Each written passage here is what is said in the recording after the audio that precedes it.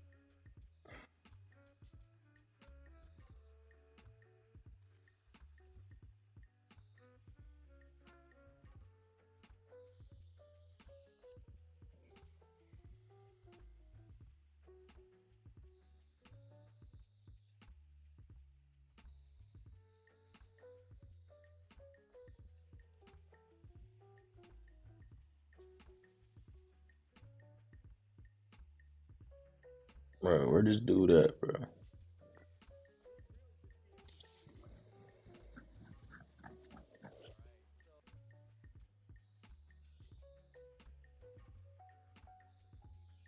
Huh?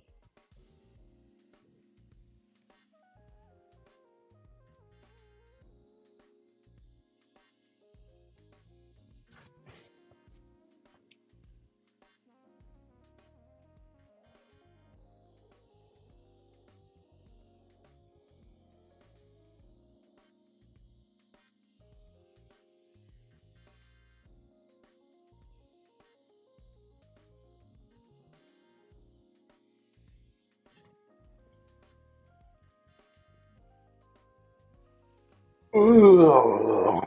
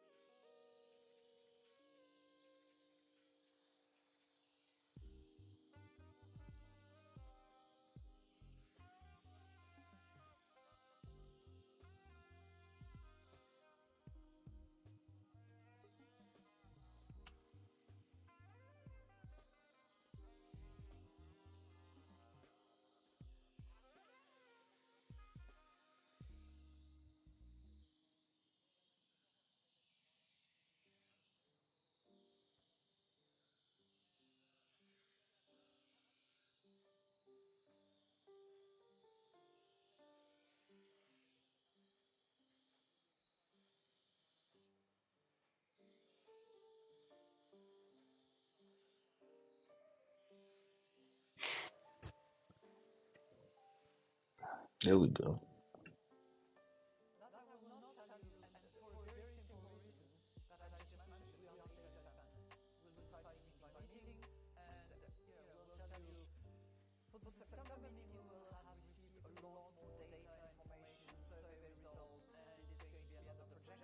It's cold up in here. Hold on.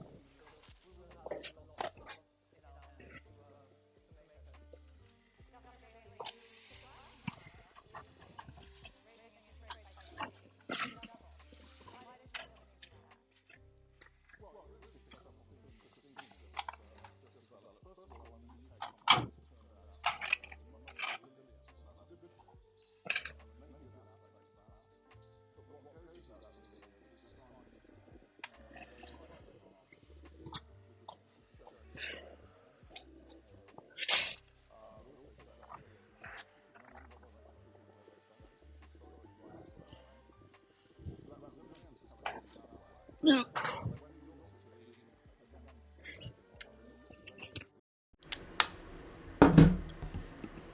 too are being driven by evidence at the moment. The cumulative data, both particularly on the labour market and on the inflation release we had, which to us showed clear signs of persistence, caused us to conclude that we had to make really quite a strong move at that point. It was justified. My own view on that was, if we were really of the view that we were going to do 25, and then we were really sort of baked in for another 25 based on the evidence we'd seen, it was better to do the 50. And then we will, as Christine said, we will be evidence-driven, so we will wait for the next set of evidence. Are they aware that the mic is echoing? To Christine's point again, will also be...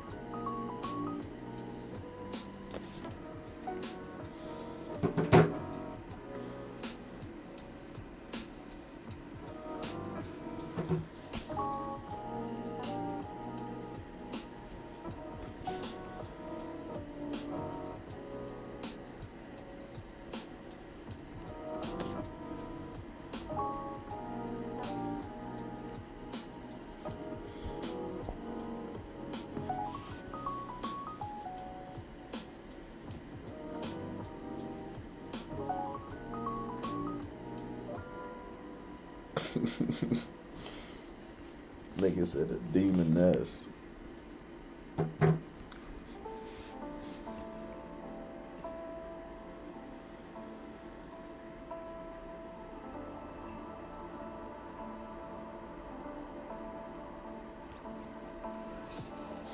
So we hit this 4,400 level. That's what I'm looking at right now.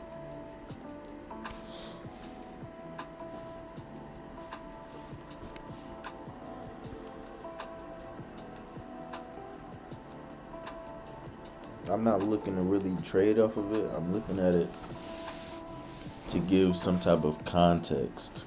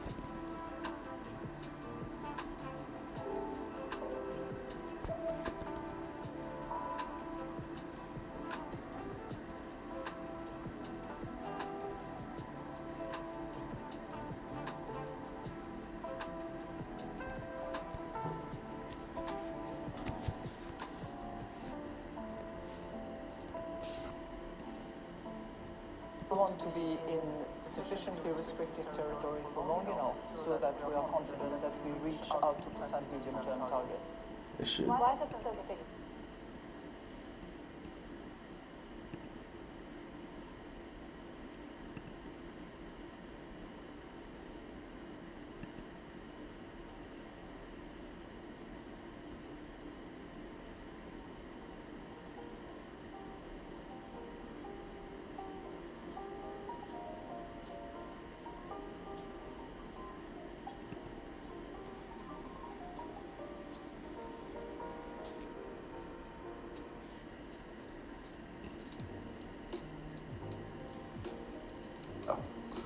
I think I come back to the labour market again. We have a very, very robust labour market and strong labour market in the UK. One of the striking things about the UK is that the size of the labour force is smaller than it was at the outbreak of COVID. So we have had a shrinkage of the labour force. We're seeing some reversal of that now, but we're still not back to where we were pre-COVID. So that is causing the position in the labour market to be very tight. And I see this when I go around the country talking to firms, because what they say to me very frequently is that their plan is to retain labour as much as they can, even in the event of a downturn, because they've been concerned and it's been difficult to recruit labour. So that's certainly taking place. So I would say there's a backdrop of a very tight labour market going on. Is it Brexit related also? I don't think Brexit is a part of that labour market story. I think a lot more of it is actually to do with, frankly, the response to COVID. I mean, we've seen people. The UK is a little unusual in this respect. We saw people come out of the labour force during the COVID period. Other countries have tended to see that position reverse more quickly and more strongly than we've seen in the UK. Governor Ueda, when it comes to the inflation path for you, I mean, I know you'd like to see it continue to rise from here, right? What would it take for you to really strongly consider abandoning the yield curve control and negative rates?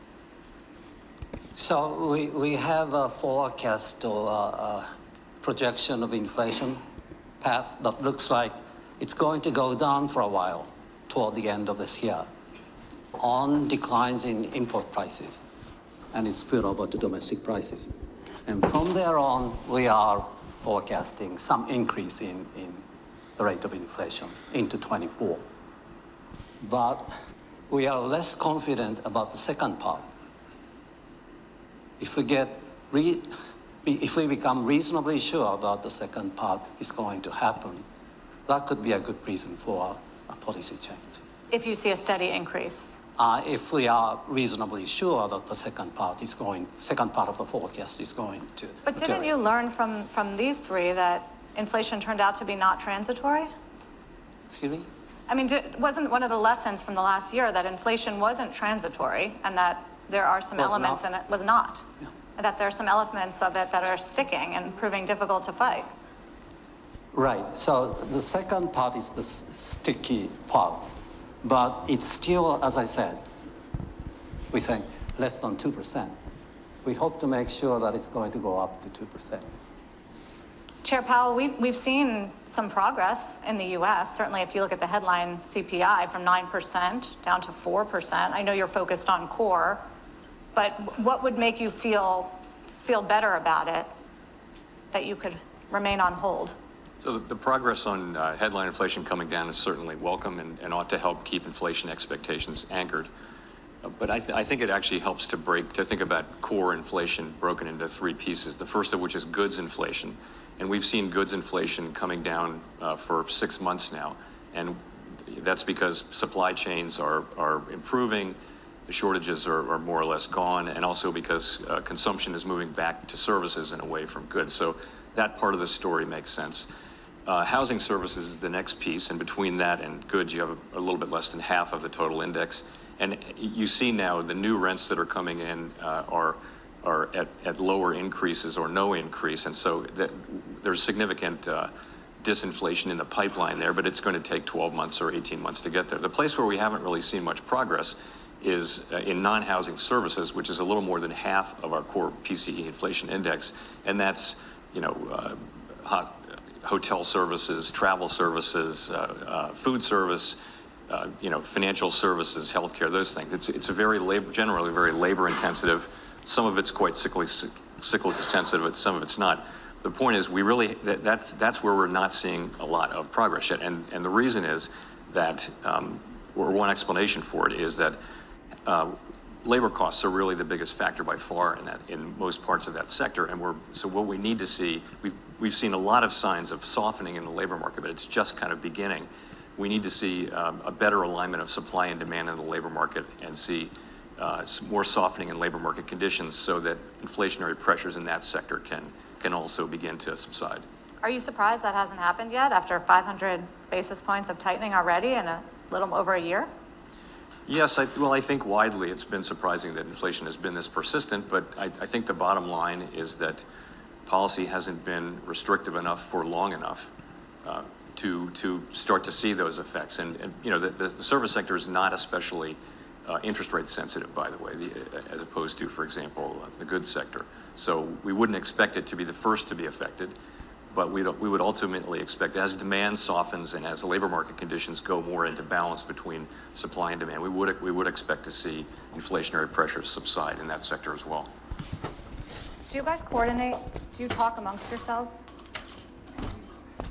Yeah, of course we do. I mean, do you call before policy meetings? Can I just want to follow up on what Jay said, because I think he's completely right. And I think that this is what I call the catch-22 issue, where we have an expected catch down where manufacturing eventually will align, or services will align on manufacturing, and that would be the logical consequence of the lag time that it takes for services to align with manufacturing and to, see prices go down in that sector. The catch up is that of labor, because it is, as Jay said, labor intensive. It's generally relatively low productivity and low skilled jobs in those sectors, and also those jobs that are going to seek the catching up with pre-COVID times. And how that catch down, catch up will be resolved is going to be critically important for where inflation is heading. Because if we see inflation going down in that service sector, and movement of wages while increasing at a moderate pace, then we would be in a relatively good place. But that is totally question mark. Looking for at the this moment. potential pinch play Yeah, it sort of raises the question, Chair Powell, about whether we need to see on if we a can much higher find some unemployment type rate of rejection in the here U.S., this and 10 you're all minute dealing with a and tight labor market, to finally really break maybe inflation. break 4,400 So, if they want to continue this baby down. the way we think about that is that there seems to And be a chase path liquidity still down at for labor these market conditions to soften and for demand and demand supply to zones get down back here. into balance But I would without the have to kind see a of strong large rejection job followed losses by that have price happened in many holding under prior this 10 cycles. minute And the reason for that is for me to even the level consider of job openings that still exist in the labor market. So it's still set 1.7 job Okay. openings for every Now that's person who gone. counts as unemployed. That has been coming down. It's come, actually, the number of job openings has come down now by almost 2 million. And what you're seeing is wage pressures. They're still high, but they're definitely coming down. You're seeing surveys of workers and businesses suggest that the labor market is not as tight as it was a year or two ago. So you're seeing a job creation is beginning to come down. There are a number of indicia that would suggest that we're getting the softening that we need. We're getting it slower than we'd expected, but nonetheless it's happening. So it's still a possibility there. But you know, it's so uncertain right now. In my view, the least unlikely case is that we do find our way to better balance without a really severe downturn. I think there's a significant probability that there will be a downturn as well, though. But it's not to me the most likely case. That's the hard landing scenario. Or just I wasn't even thinking of hard landing. I was thinking of even a recession. To me, it's not the most likely case, but it's certainly possible. And of course, many forecasters do predict that. Is Europe in recession, President Lagarde? I mean, we've seen 2 negative quarters of GDP. I don't know how you define it. But I think the first quarter of 23 was actually completely flat, wasn't negative. So technically, I think you could argue that we did not see a recession, but it's stagnant, to say the least. And the expectations for Q2, particularly in the industrial sector, if I look at PMI numbers, are not particularly are not giving us great hope that there will be a strong recovery. We see a second half of 23 up from the first half, certainly, but moderate. We have a 0.9 forecast for the whole year. do you agree with Chair Powell? Do you think you can get away with this tightening cycle without dragging Europe into recession?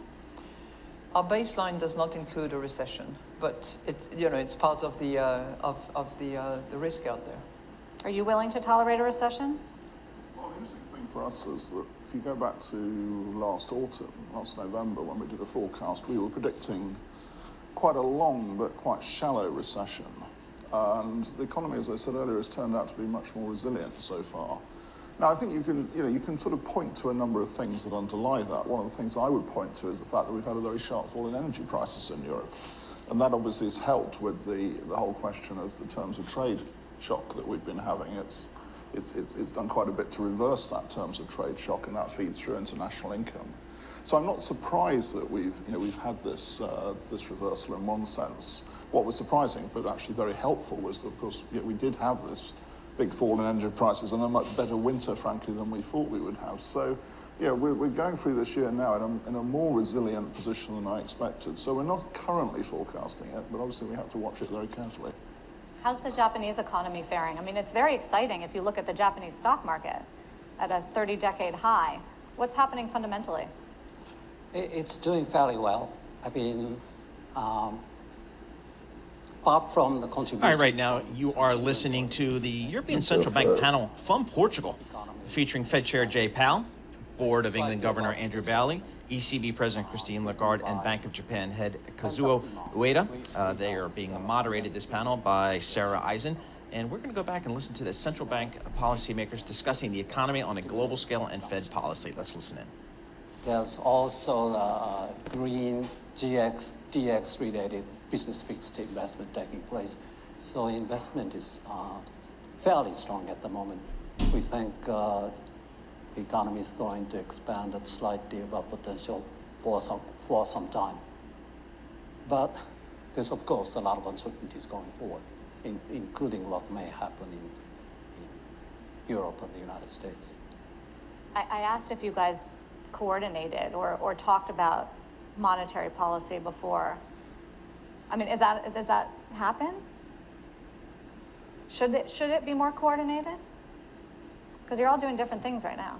Well, I mean, let's start. I mean, obviously what we don't do is say, what shall we do, what shall you do? Because we're all setting the monetary policy for our areas, and that's the law in all of our areas, actually, so we don't do that.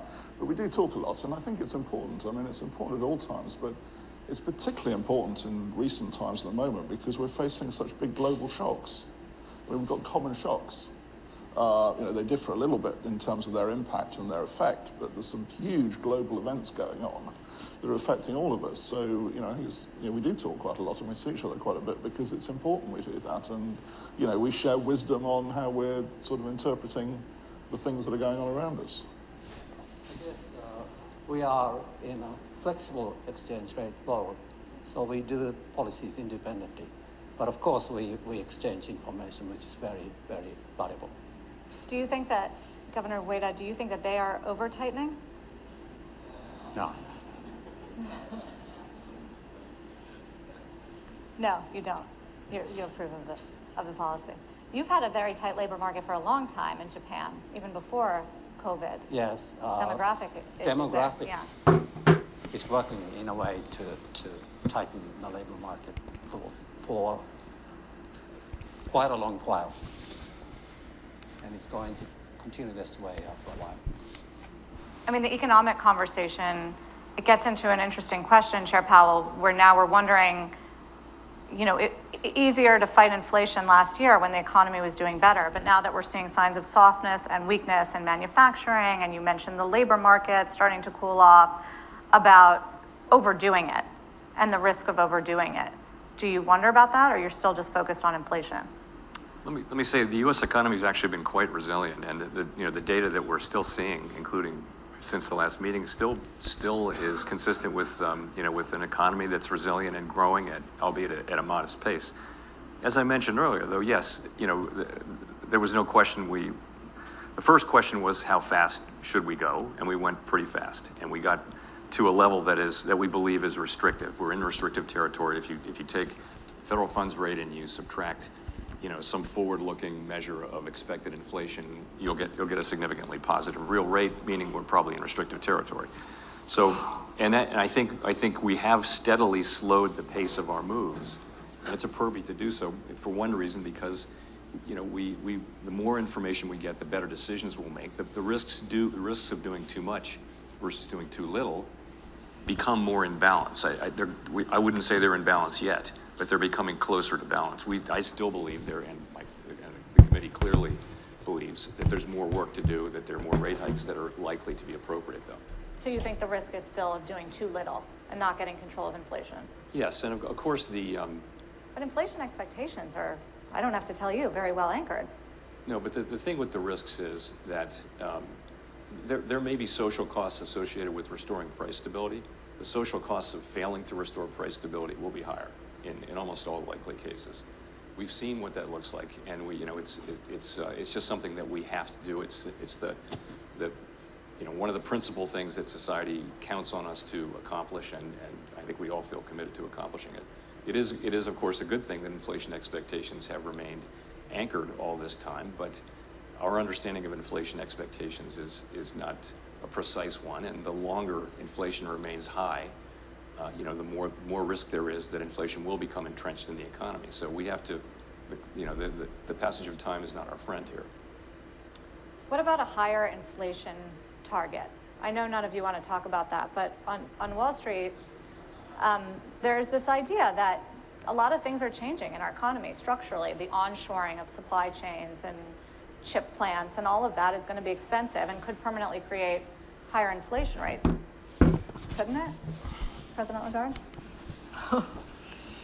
Well, at this point in time, and given the fight that we lead against inflation, the yardsticks that there is, the strategy that we've agreed, the expectations that we have, and the inflation targeting, as it has been said, there is no way that any of us, I think, would consider changing the gatepost halfway or more than halfway through that journey. I think it's wonderful to have a forum like Sintra, which brings together academics and other than policymakers to actually consider those ideas and to explore them and to weigh the cost and benefit and all the rest of it. But at this point in time, I think we have to be as persistent as inflation is persistent, and we have to be resolute and decided and determined in reaching the target that we have set, and not debate the target as we are running that race. But it does raise the question, Governor Bailey, about how far inflation will come down to. It does, but let me reinforce what Christine said. What is the inflation target? It is the definition and practice of price stability. You know, in our legislation, it is what price stability is taken to be. That is the 2% target. And I don't think anything has changed in terms of what we mean by price stability. And I think that's a very important point to start with. It's the anchor that we have to always maintain. Now, in terms of bringing it down, yes, I mean, we're facing, have faced and are facing, the biggest challenge for a very long time. But we have to meet that challenge. I don't think it is the right thing to do to say, well, this is all a bit difficult, let's change the target. I really don't think that is the right thing to do. I think that would be a very bad thing to do.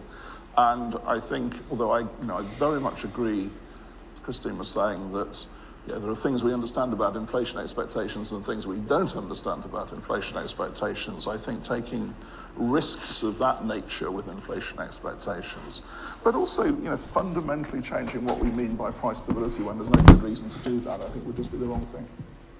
How do you read, Governor Ueda, the inflation expectations? Because they've crept up in Japan as well. Yes. We've been for a long time trapped in a zero inflation expectations equilibrium. So we've been trying very hard to move this to a 2% inflation, 2% expectations equilibrium. To do so, we had to de-anchor expectations from zero, raise inflation expectations, and in the future, we will have to re-anchor them at 2%. This is a formidable task. And now we are seeing signs that inflation expectations are rising. But as I said, not to the extent that we are fully in the 2% inflation expectations equivalent. It also raises the question, you mentioned the labor market and some of the post-COVID changes about just how COVID has distorted the data and has made travel, for instance, so strong for so long.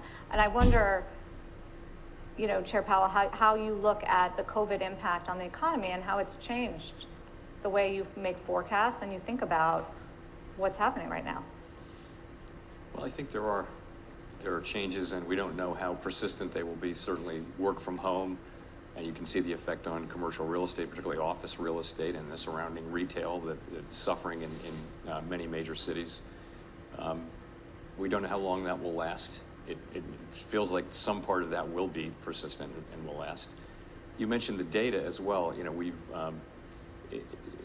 I guess response rates to a lot of the data that we collect and that other organizations collect, the response rates have gone down, and you're seeing a lot of volatility in some of these data series, even more so, I would say, more so than we've seen historically. So the data are even a little bit foggier than they usually are.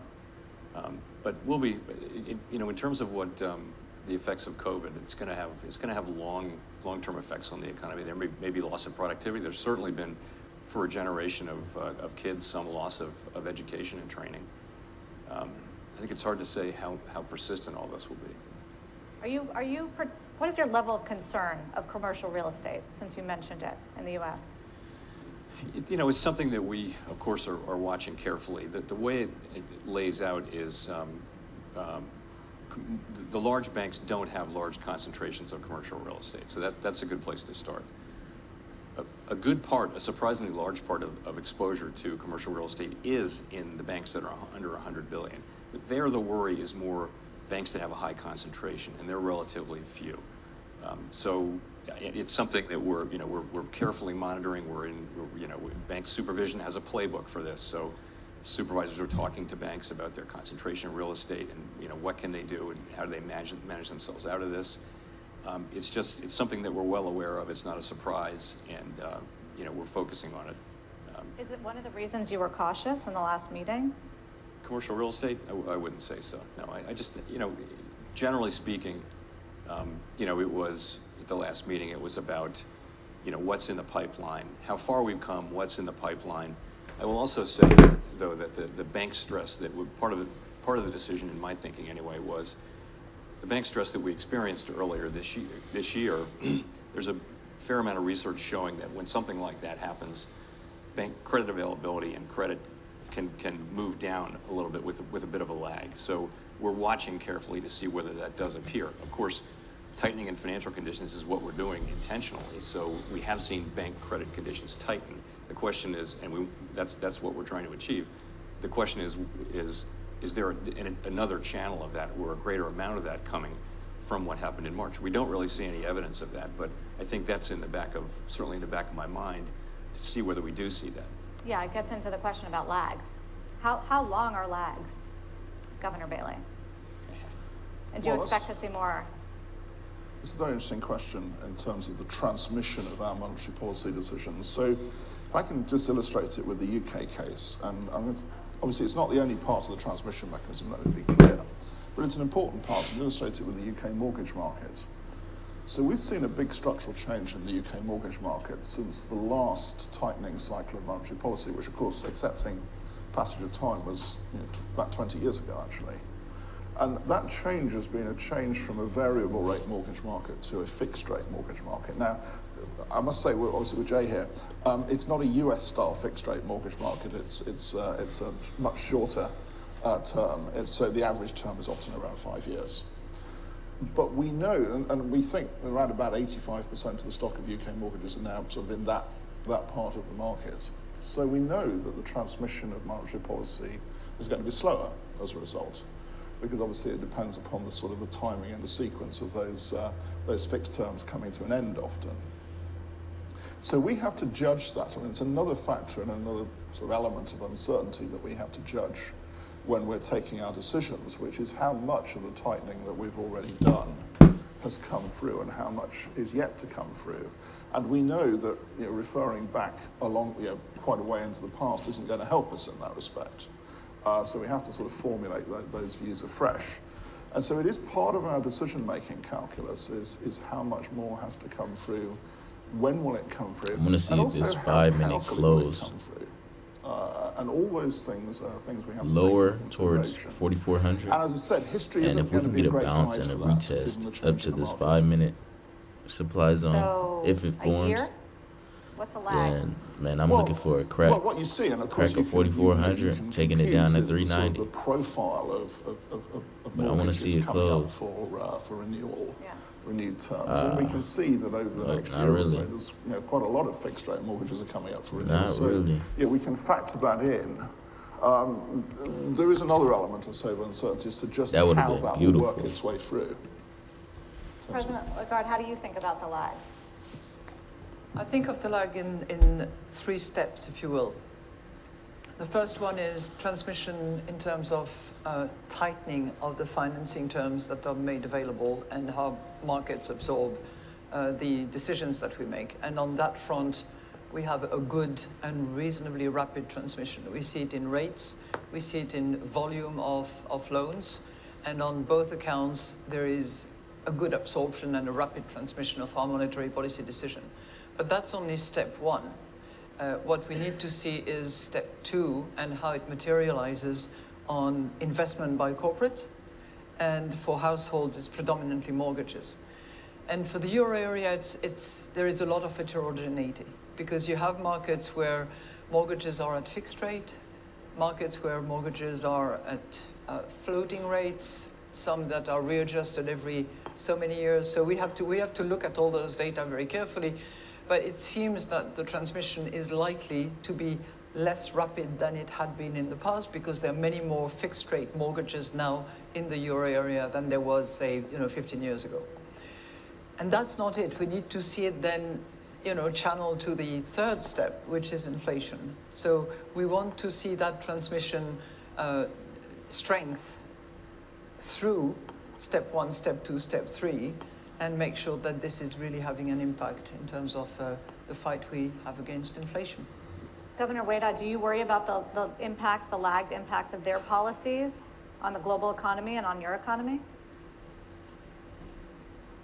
Oh, yes, but for ourselves, That boy said, "Oh we yes." haven't had any serious monetary tightening for 3 decades. I was That's all he had to say. BOJ 25 years ago. Then the policy rate was about 20, 30 basis points. Now, I minus guess 10 people are basis being points. very cautious while So- these. And it while doesn't sound like these- it's changing anytime soon. So in terms People of that, the lag in the effects of monetary policy could be at least 25 years.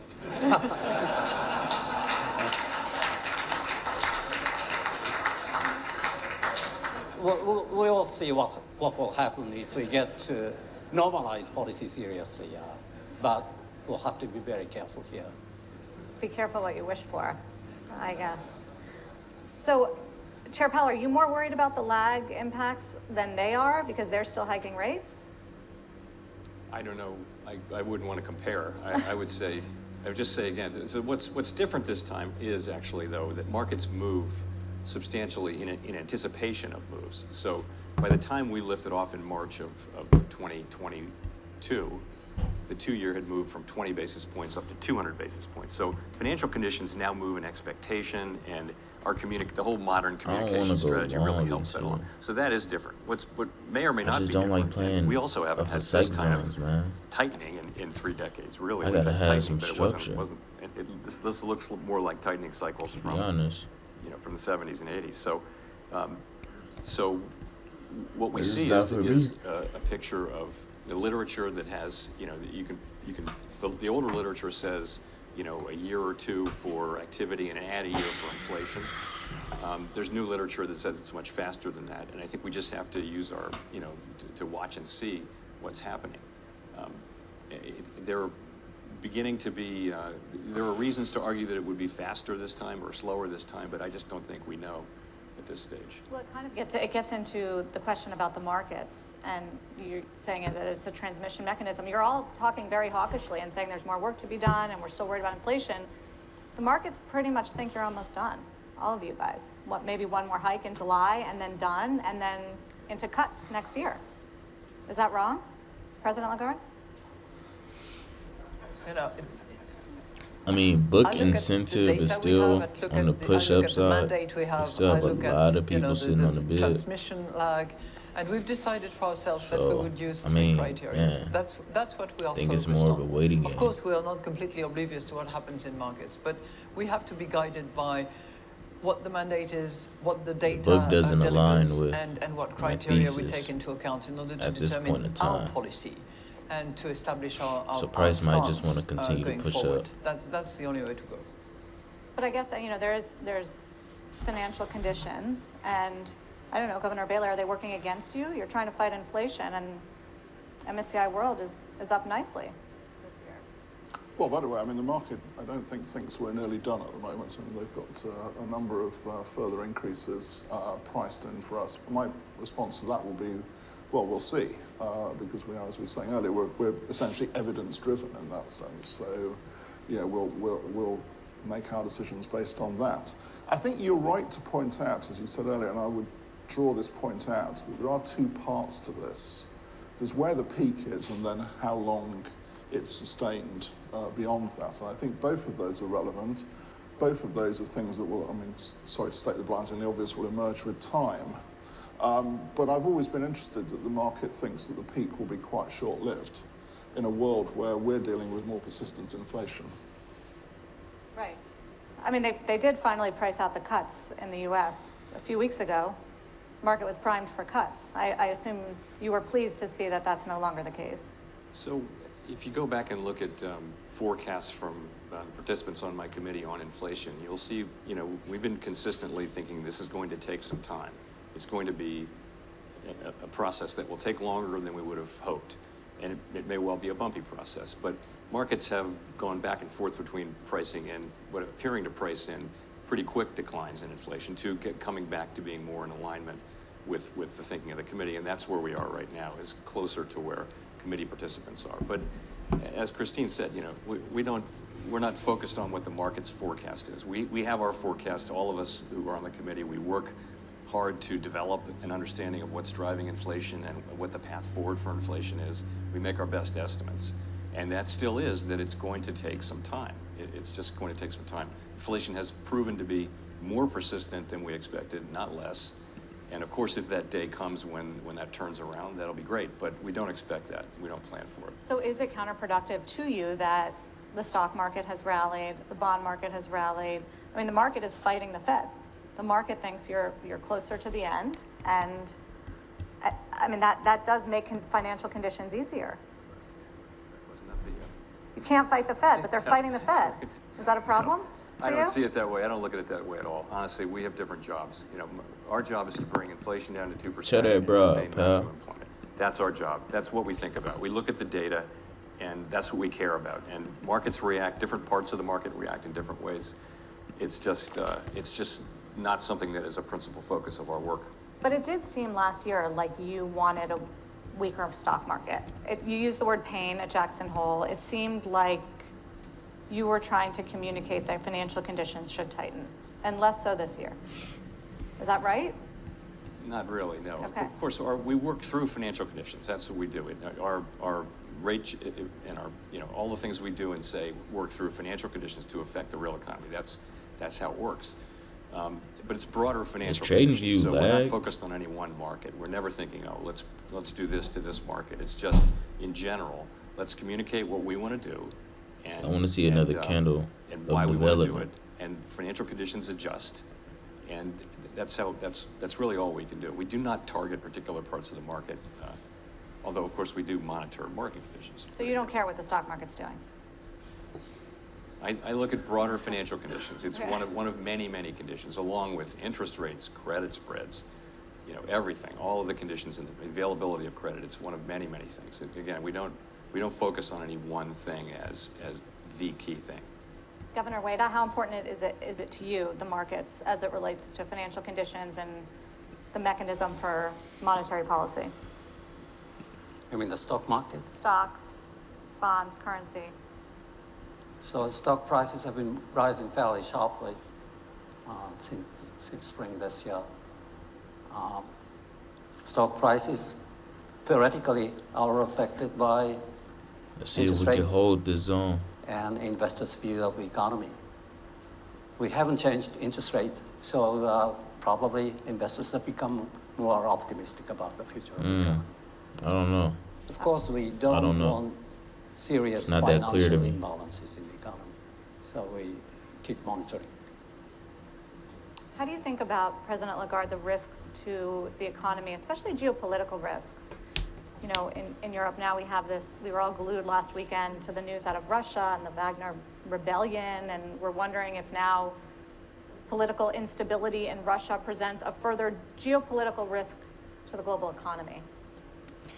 Well, I think I look at it, we all look at it, and we are all concerned about geopolitical development by virtue of the profession that we have, because it does have an impact on supply chain, it does have an impact on trade, it does have an impact on the uncertainty, and we can only say that at this point in time, uncertainty is high overall, and a big factor of that uncertainty has to do with the geopolitical difficulties and conflict or quasi-conflicts that abound at the moment. So yes, we are looking at that, but do we have to make a moral judgment on this, that, or the other? This is not the job that we have, but it clearly has an impact on how the economy is going to change and be transformed, and whether it will have an impact that is it's not inflationary that or clear to me. disinflationary, I think is I'd also rather to be just wait for the determined. next setup. I think there will be various schools of thought along those lines. Yeah, I wonder how you think about next winter. I mean, Europe got lucky. We hope it's mild. What if it's not? But storage is what, 69%? Michael, the expert on Isabel's panel, said that 69%, and we are going to hit 95% by the end of the summer. So that should put us in a good position for the winter. But I'll say one thing, which probably we had not factored in sufficiently, and maybe that applies to all of us. It's the resilience of our economies and the resilience of the entrepreneur, the corporates, the way in which we have sort of in a matter of a few months, reorganized ourselves. You know, just think 1 year back, everybody thought that the German model was dead, that Europe was going to be completely on its knees. Well, these things have not happened, and the resilience has been demonstrated at all levels of society. Totally agree with Christine on this. That resilience, I mean, you see it when you talk to businesses. I spend a lot of time talking to businesses, and I've spent a lot of time in recent months talking to food-producing businesses to try to understand the sort of, the slower than, frankly, we expected decline in the rate of food inflation.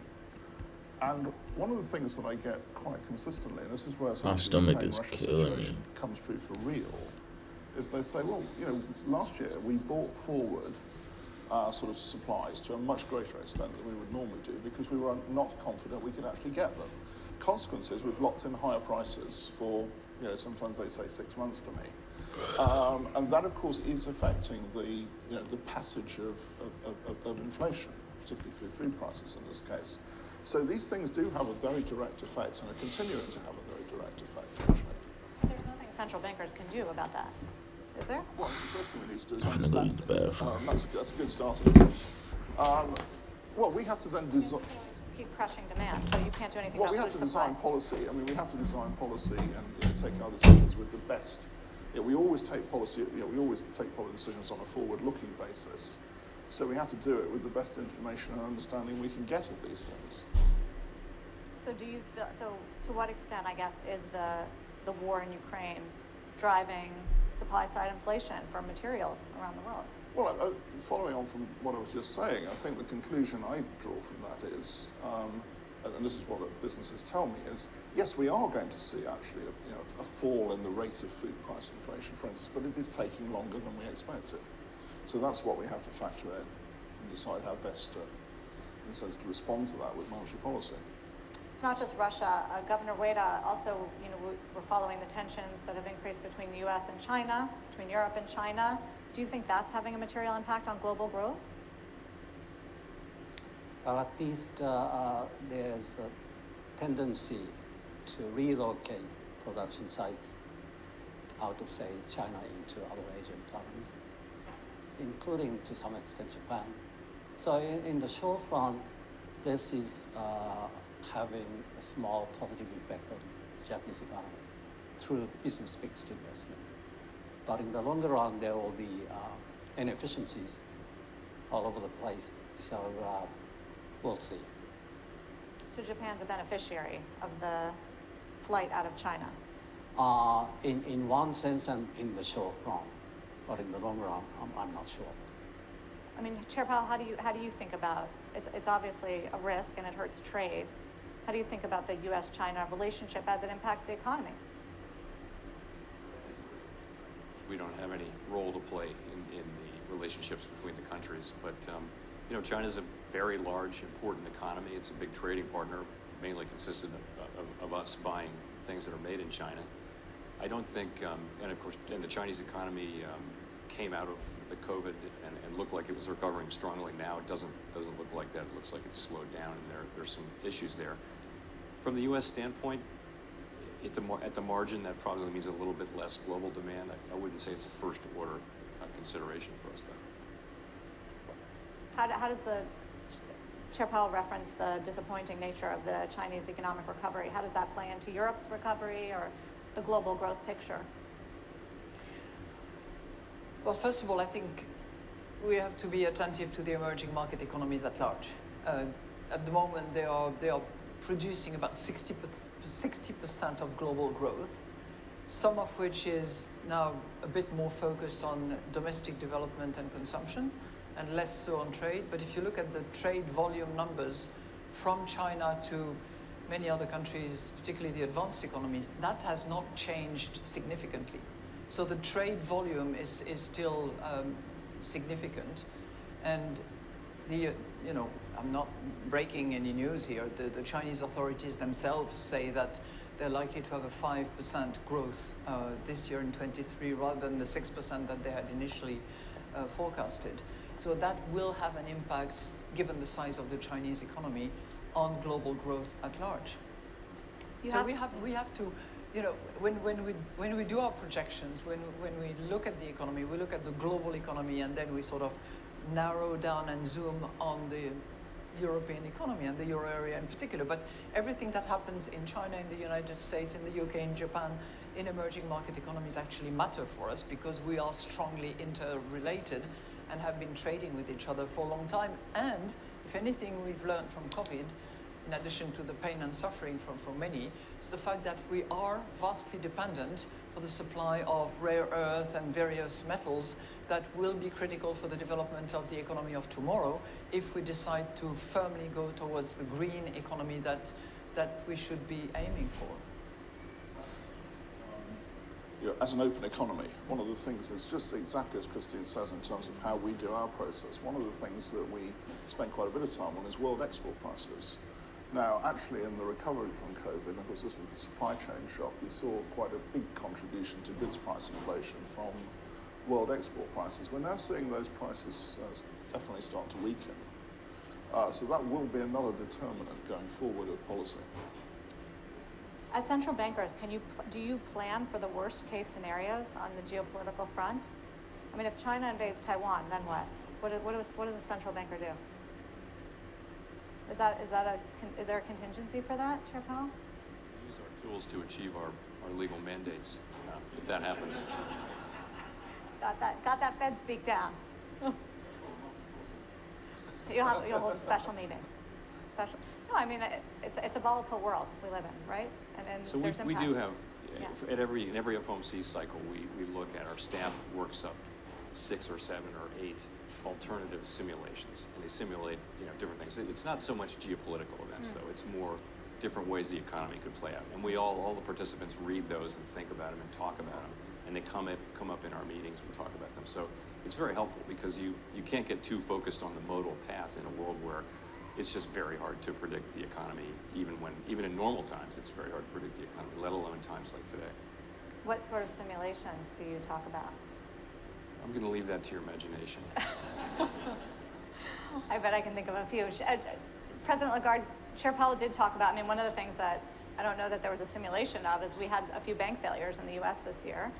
And I know it forced some of you into action to shore up banking systems. Are we in good shape now? Is the global and European financial system in good shape? Have we healed?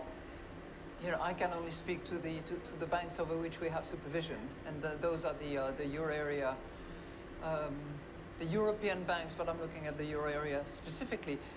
We have been, enforcing Basel III to the entire banking sector. The capital ratios are very high, 15.3% if I recall. The leverage coverage, the liquidity coverage ratio, very high as well. So we have not experienced the turmoil or the difficulties in Europe, and Europe does not include Switzerland. Thank you very much. But we are extremely attentive. We reinforce the stress testing constantly. I'm very pleased to see that the Basel III agreement has now been reached, as I understand, between Parliament, the Council, and the Commission, so that we can actually roll out Basel III with as limited exception as possible. And we have to continue doing that job. Any lessons that you took, Governor Bailey, from what happened earlier this year? Well, let me start with a sort of bit of backdrop. I think it's important, drawing on what Christine was saying, I think it's important to, in a sense, reflect the fact that the regulatory changes we've made after the global financial crisis have paid off, in the sense that we've been through, or we are going through, some huge economic shocks. And the banking system, certainly I can speak again as Christine does, I can speak for the UK banking system, is resilient to them and is doing what we want it to do, which is support the economy, not the other way around, to be honest, as we're going back to the crisis. So that's an important starting point. Now, I think there are important lessons from, and important issues that we have to reflect on from what happened. Christine made her subtle reference to Switzerland. Well, there's a huge sense of irony in the British, Christine. Look, there is obviously a question posed by Credit Suisse. handling, which is, are the resolution plans for the major banks that we've spent the last 15 years developing fit for purpose, or are they not fit for purpose? And if, well, I'll come to that. If they're not fit for purpose, then of course we cannot sit here and say all's fine, because clearly we're going to, regrettable though it would be after 15 years of work, we're going to have to sort of, tear them up and start again. Now, I'll give you my view on it. I'm going to say this. I have not yet heard the case made to me which suggests that they are not fit for purpose. I'm going to state that. But I'm not going to leave it there. We have got to have, we've got to have this out and decide whether, it goes one way or the other. My starting point is I remain to be convinced of that assertion, but we can't let it rest there. I think we've all got the question of, how our banking systems handle, a steep rise in interest rates. We do stress tests to test that. We've got capital provisions for, related to that. And we've all got to think hard. I think the third thing I'd say is we've got to think hard about the speed of run question. But I think we've got to think pretty carefully about that because, if we go to extremes on that argument, we're essentially heading to narrow banking. And I don't think that is a sensible place to head to. So we've got to think quite carefully, but quite, I think, creatively about how we maintain the banking system that does what we want it to do, which is create credit in the economy, create assets that are naturally illiquid, and deal with this speed of run question. And we've got to take that one on. We're actually going to get stress tests this afternoon in the U.S., which I won't ask you about, Chair Powell, but I will ask if you think that the U.S. regional banks are resilient right now. I do. So I think, first of all, I think the overall banking system is strong and resilient with very high levels of capital and liquidity, double the levels that they were at, and then some before the crisis. So the innovations that we put in place, the regulatory changes and higher capital, those are all in place in the United States as well. So when it comes to the events we had earlier this year with three banks that had pretty idiosyncratic business models and funding models as well, I think we need to learn lessons, and we're not hiding from that at all. We understand there going to need to be regulatory strengthening of both regulatory and supervisory practices as it relates to institutions of that general size, I would say. You got a lot of questions on that from Congress last week. That's mostly what they wanted to talk about. They want to make sure that you aren't, well, in part, not going to increase capital levels and sort of choke off the small and regional banks in this country and make it hard for them to compete. So the U.S. has something like 4,500 banks. It's the most banks by a pretty big margin, I think, of any major economy. And we think it's a real benefit to have banks of different sizes and business models that serve local communities and offer different products, as well as having the large banks. And the large banks in the United States are very strong, well-capitalized, a lot of liquidity. And they've been a source of strength, I think, through the last couple of events. So I think it's important that whatever changes we do make, keep in mind the need to preserve the business models of these of smaller banks and not just of the largest banks. Any concerns for you, Governor Ueda, on the strength of the global financial system at this point, as we go through this, once in several decades tightening period?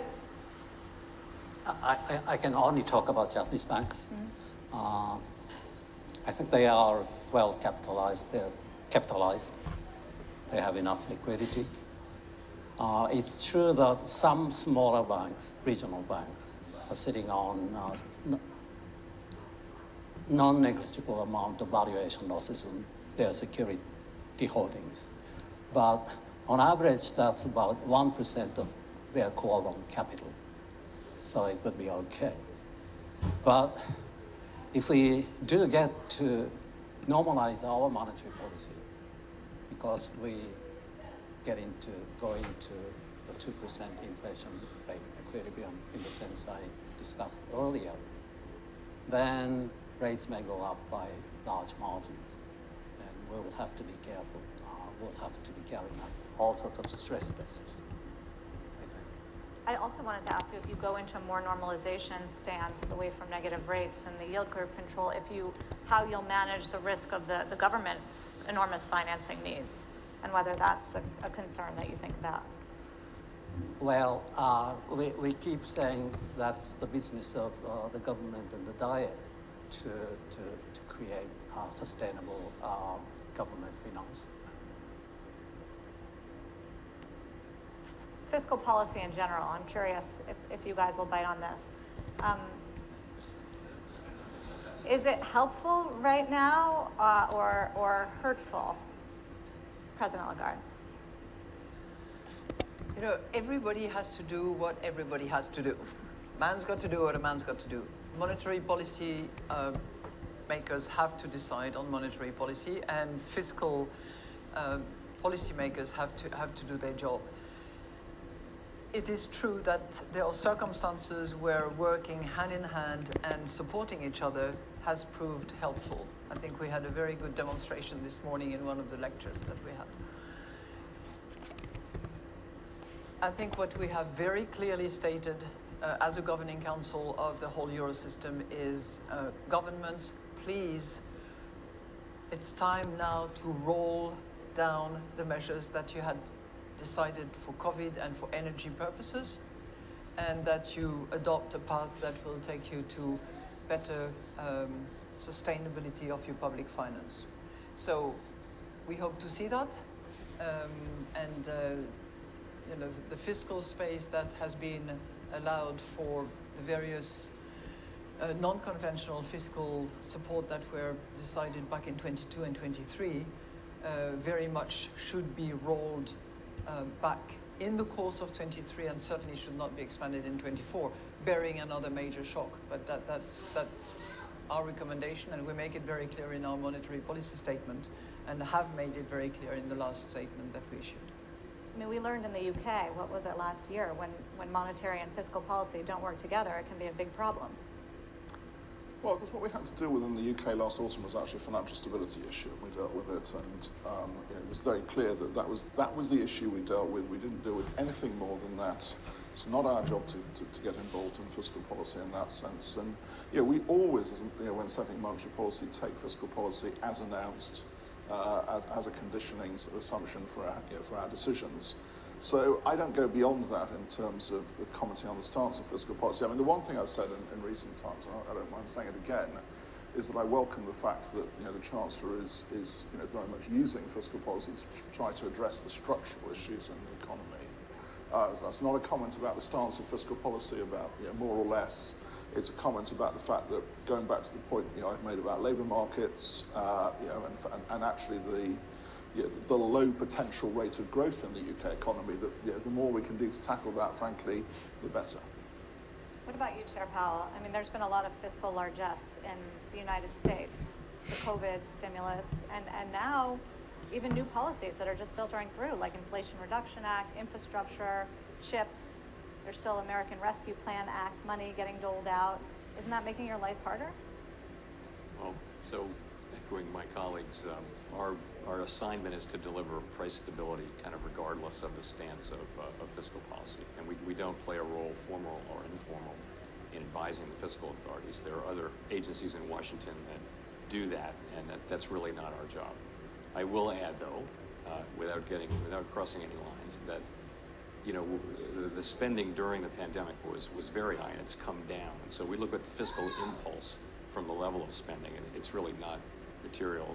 It may even be slightly contractionary, but let's just say it's flat. You identified those bills, and I think you are seeing some of that money showing up in construction numbers. It's supporting construction activities, particularly the infrastructure bill.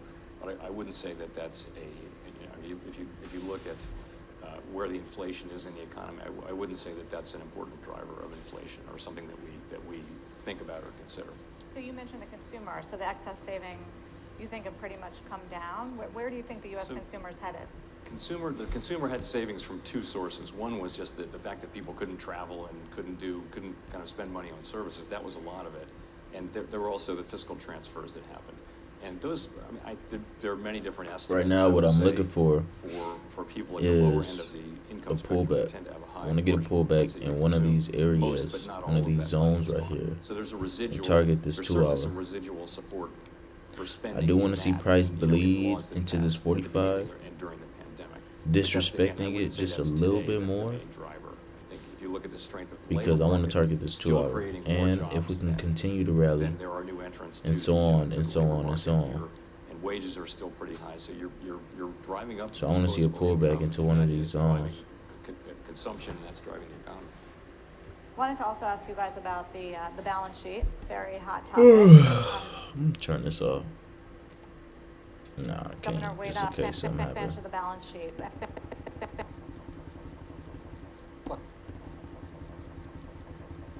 Question to answer. At the moment, the range for the long-term interest rate we have set, which is 0 plus minus 50 basis points. So the size of the balance sheet is an endogenous variable. The rest of you are kind of in shrink mode in the balance sheet or roll-off mode. You've been more aggressive, Governor Bailey. How has it gone smoother than you expected? Well, so far, I don't want to tempt fate, it's gone very smoothly, actually. By the way, the reason that you say more aggressive, just to be clear, is that we've got a longer duration of bonds in our portfolio, government bonds in our portfolio. So leaving it to an organic runoff would mean a lot longer runoff for us, I think. That's why you're outright selling. So that's why we're selling them. So the target we set for the year, the 80 billion target, was the sum of the natural runoff plus the difference between the target we set and that. And it's that element that we're doing as active sales. So that's gone, I would say, very smoothly, actually, so far. I'm very happy with the way it's gone. I think the second question that we're certainly looking at actively, of course, is just how far will we go? And I look at it particularly in terms of the stock of reserves now in the system before we hit what I would call the equilibrium level of reserves. Now, we may go on selling the QE stock below that because we would shift our operations around. I would expect to do that. But it's important to focus on where we think that sort of natural level of the balance sheet, which won't be constant over time, by the way, but where we think that natural level of the balance sheet is relative to where we are today. How do you think about it, President Lagarde?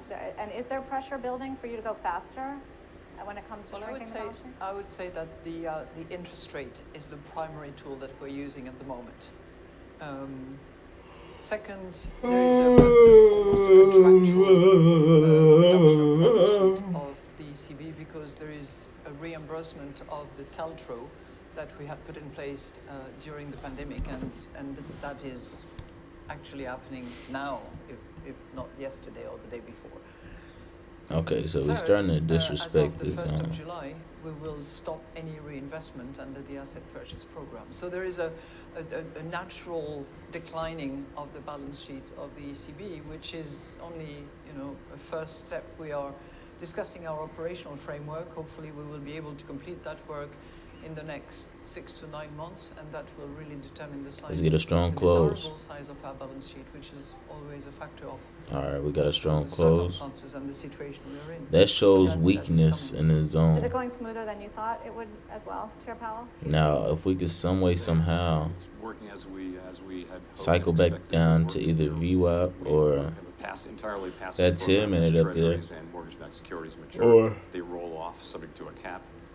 And it's moving along at a pace. formulate The this underlying 1 hour pace, if you hit the cap, in is the about next $1 10 trillion minutes, a year. then that'd be green too. Reserves But we appear got to to be come quite down ample, to it. so If price want to that's do always what it did Is there yesterday, anything that would which make you was speed just that pump up and pump or and pump. slow that down? I mean, that's cool. I'm not gonna enter a trade, We but always say that we're I would prepared rather to just adjust in catch a light of clean market move. conditions. But I don't see anything that would cause us to want to do that right now. Okay, so in the moments that we have left, we've talked about a lot of the risks. We've talked a lot about some of the concerns out there. I want to hear some optimism, maybe, and what makes you feel. I mean, none of you are really talking doom and gloom on recession, but what makes you, President Lagarde, optimistic right now?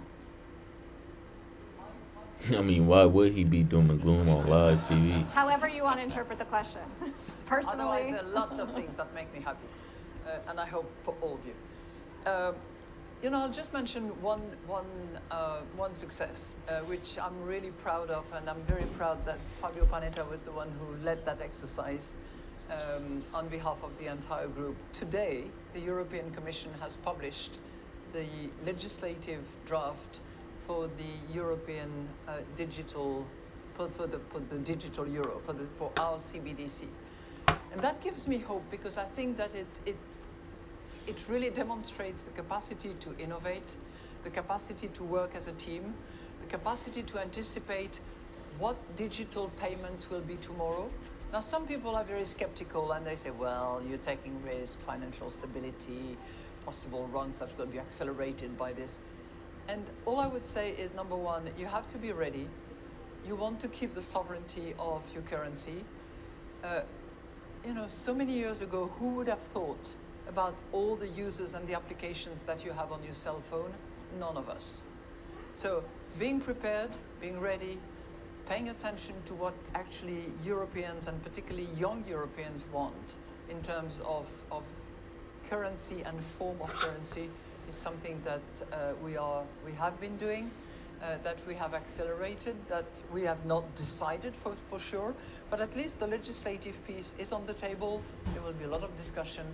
And that's in a way also the result, one of the good benefit of COVID. We have talked about the downside of COVID and the consequences, but the way in which so many of us have become more digital, better equipped, probably more productive. It will be demonstrated probably with a lag time. But when I look at my member states, the countries that were least digital have really traveled very fast to become much more digital. So that's a good reason to hope.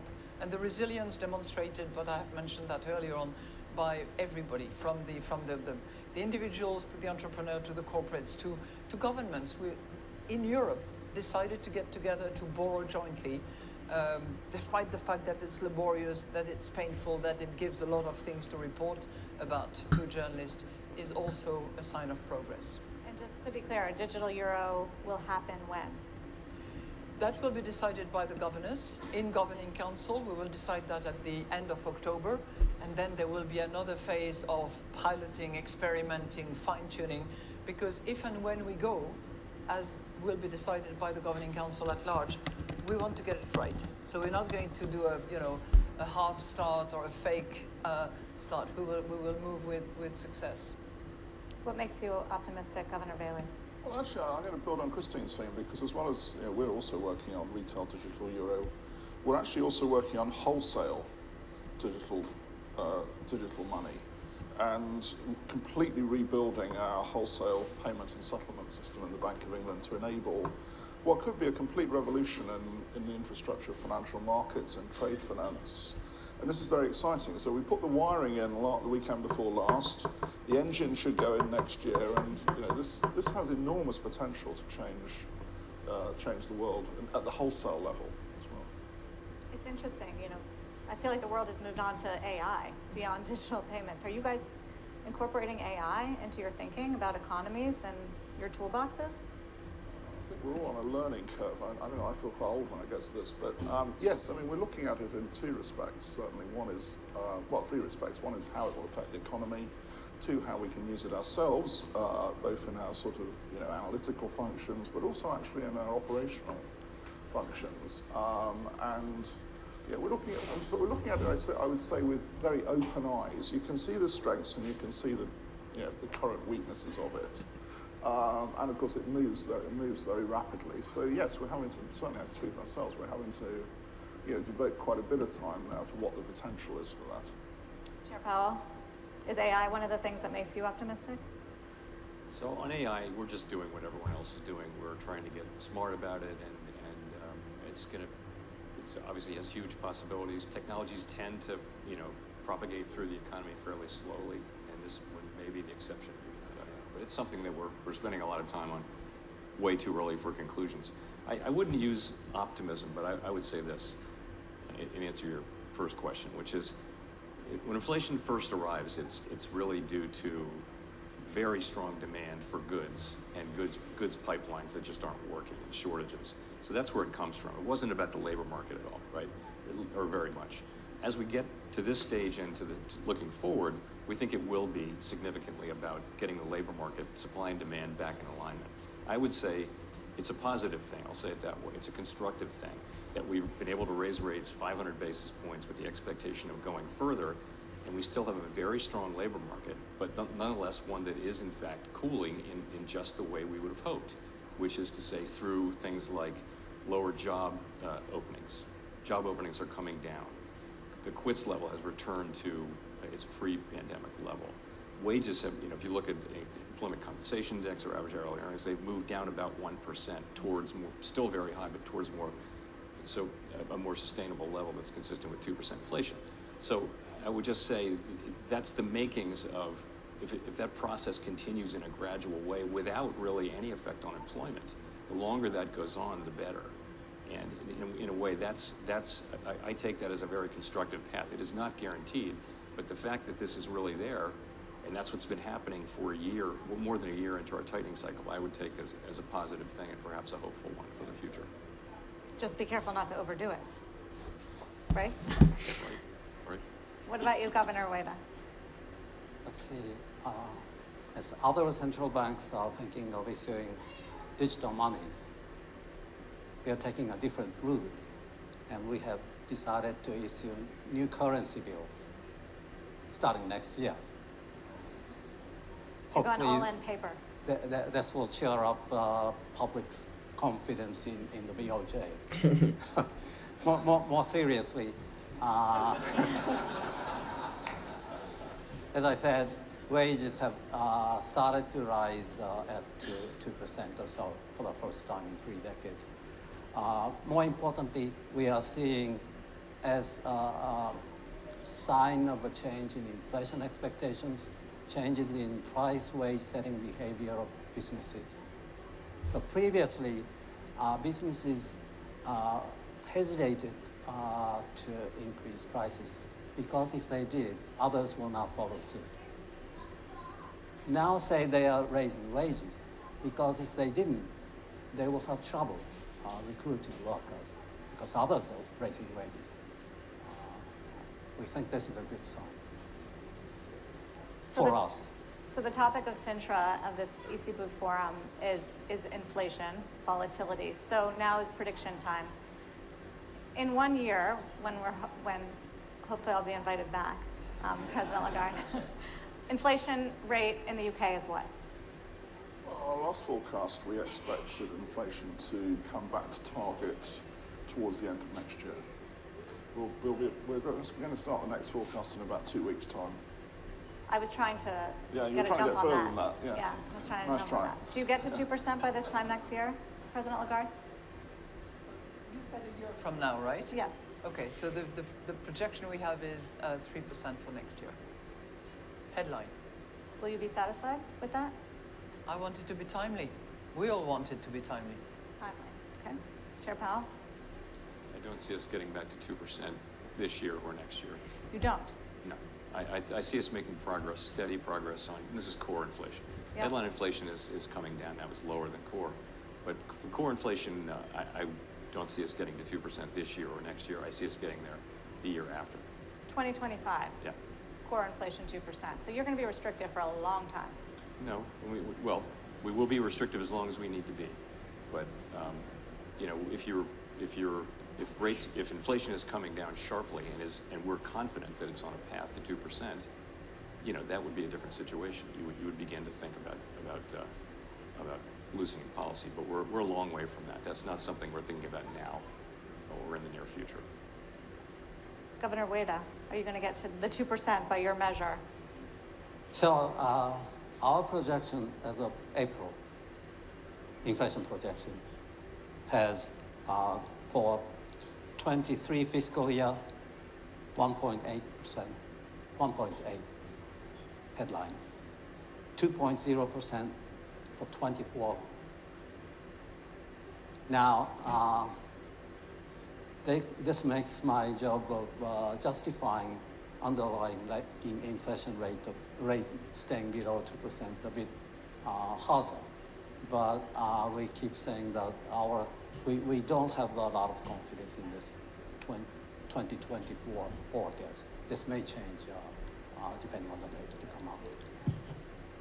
Do you guys feel you've been through a lot of hard moments, COVID and the inflationary challenge, and now we're starting to see economies weaken. Do you feel like it's a particularly difficult point in your central bank journeys, Governor Bailey?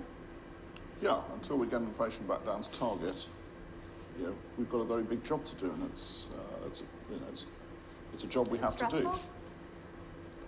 Well, I don't know, it's stressful, but I think, look, we sign up for this job, and you don't get to determine the conditions that you do it in, so we just got to do it. I mean, that's our job.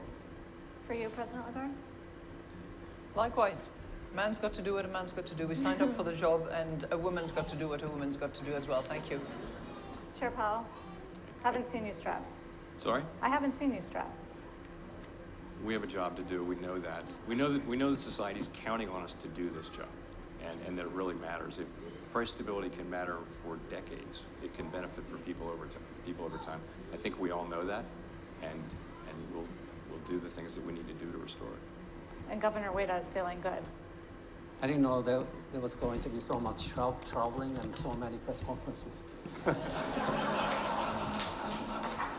Welcome to the world of central banking. Thank you all so much for taking the time today and all my questions. It was a pleasure. All right, that was the ECB panel from Portugal, the central bankers from around the major markets around the world, including.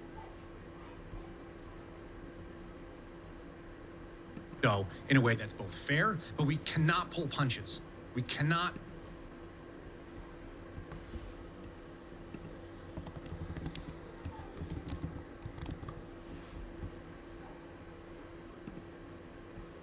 Declaring that all of their opponents are in fact Hitlerian. We all remember the Orange Man Bad situation. This is what they declared about Trump, and it's obviously untrue. So we've got to continue to push the envelope where it is in ways that are fair, in ways that are just, in ways that are truthful and honest, and in ways that are also, respectful, except when it doesn't need to be respectful. I think a great analogy would be the way that Patrick Swayze's character did in Roadhouse. People do something to you, and you be nice. You do, they say something else. Be nice. That boy Alex Jones so funny, man. Until it's time to not be nice. This is a great formula with amazing safe compounds, deeper, cleaner, restful sleep, and it's in stock, available right now. Remember, they block ban.video URL. They block InfoWars. But you can go to madmaxworld.tv, and it duplicates all the same links, the same videos, and share that link, and it's not blocked. madmaxworld.tv. Let's do it. Let's warn people. Let's win. It's an info war. There it is. World exclusive. FBI whistleblower reveals deep state persecution of Christians and more. Yep, that's big. That's huge. And we should probably add in there that Shemaine Nugent's coming in with huge news. And we're also going to have a former NSA Russia expert and a constitutional expert on. It's just so much, folks. Such a big broadcast today. Rallying patriots worldwide in defense of human liberty. It's Alex Jones.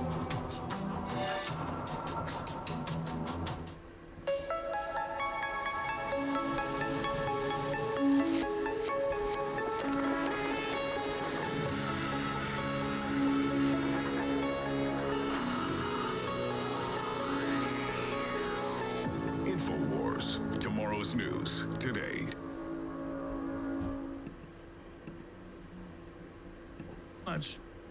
You can go in and every month or every week, whenever you want, you broke. Secretary Xavier Becerra talking about what Biden is going to do to protect healthcare access to LGBTQ PS Americans. PS, literally pedophile, Satanist. And again, that's not me being funny. They have officially adopted a devil worship stance. And they get most leftists who weren't originally devil worshippers to do it. They go, we're just going to make the right-wingers mad at this event. We're going to say we're devil worshippers. And they have these movies like Hail Satan to make it a big joke. But then they actually believe it. They do it. I mean, saying children don't have rights and we're going to take them from their parents and convince them to have their genitals cut off. And now they're taking them from parents in Canada, convincing them to be euthanized because they're, quote, depressed. That's murdering children. Wake up, people. See how bad it's gotten. See how crazy it's gotten.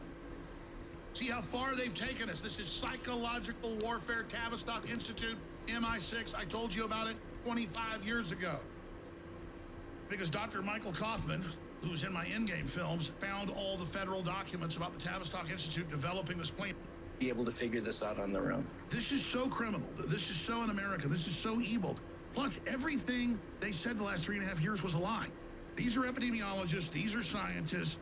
These are virologists. These are pathologists. They knew what they were doing, hurting the public and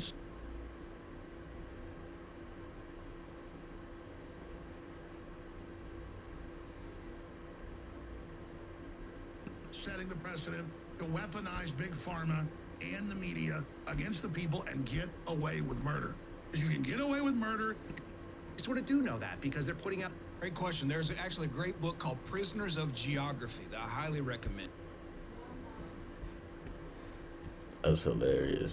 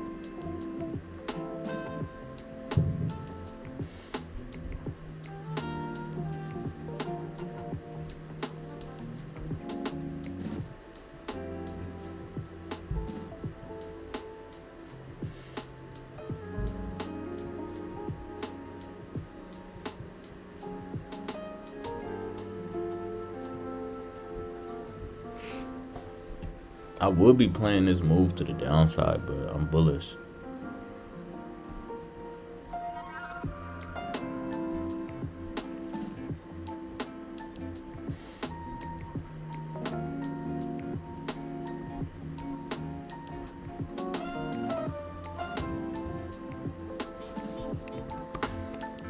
I like how we broke.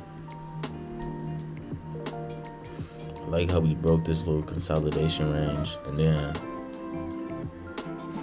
Let's see if we can get a little move. We might get a pullback and then have a higher move up. That's what I want to see happen.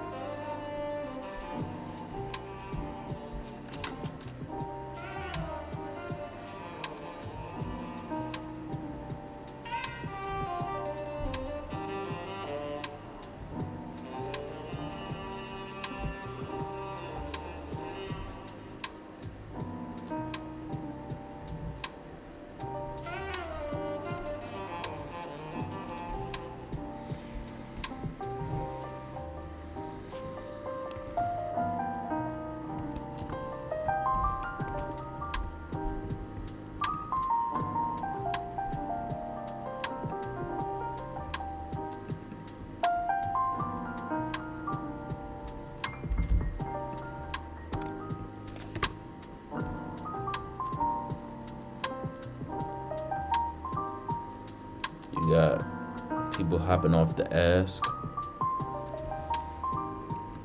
It's not as heavy as it was right here, lightening up.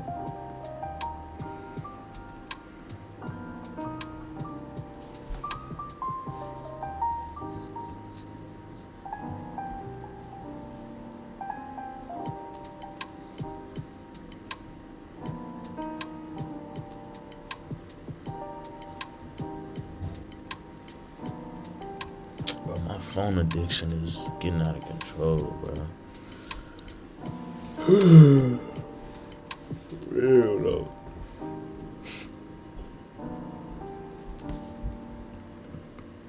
Oh, it's like I can't shake it, man. Shit is ridiculous, homie.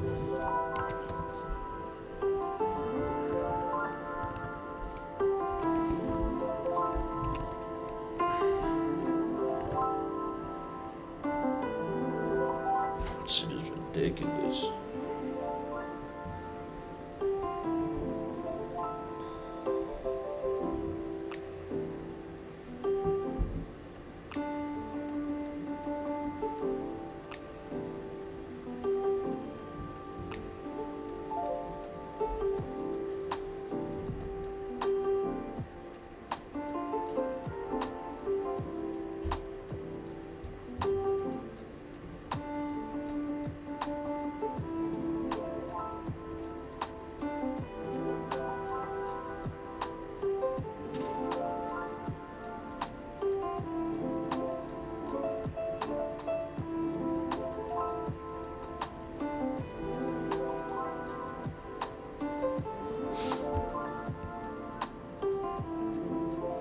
Okay, so the bid is stacking up. Bid is stacking up.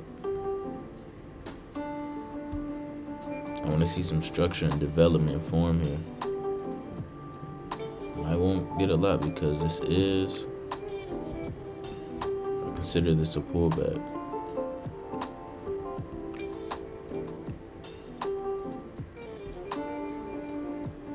Damn, boy, look at all this.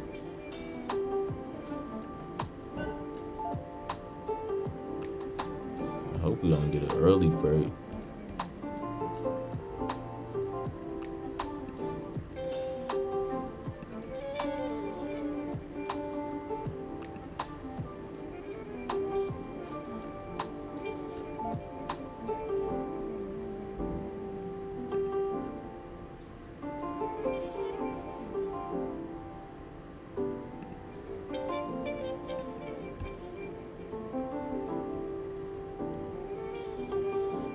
Why is everybody trying to? Shit, crazy.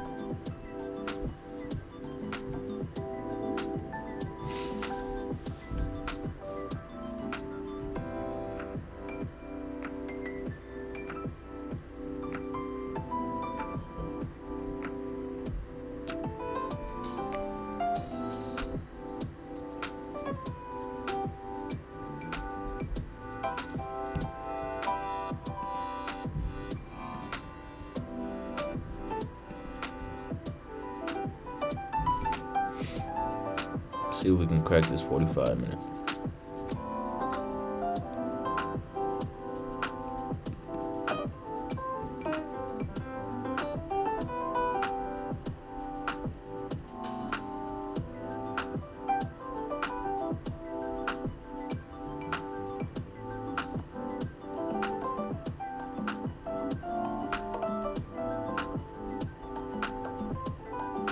Whole lot of selling on the time it sells, but price continues to move up.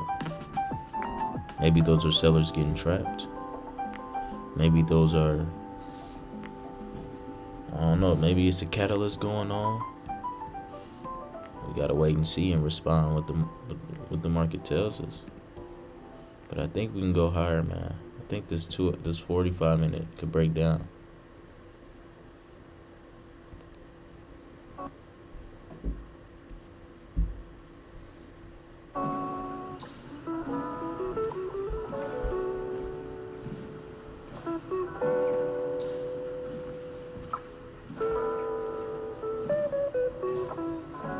I think this gonna be one of those trades where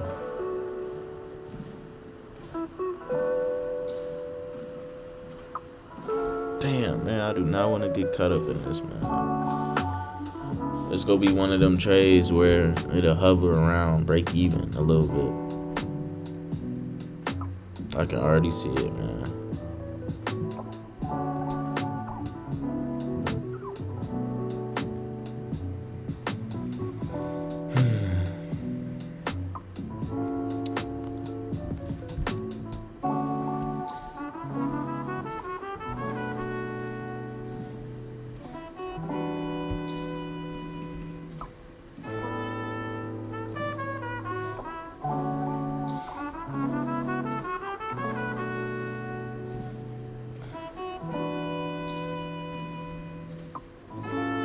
I want to see 416 hold.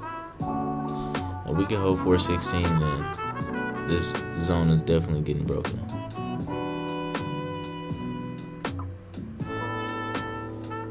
We can stay above 415 actually. 415.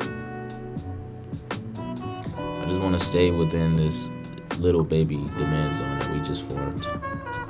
Why is this song so loud?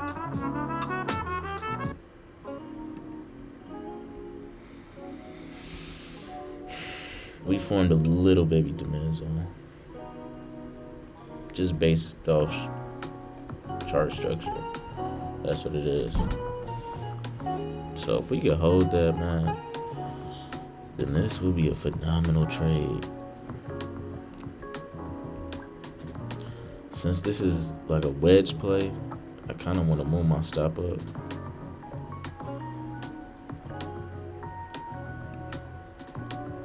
But I'm gonna let it rock out.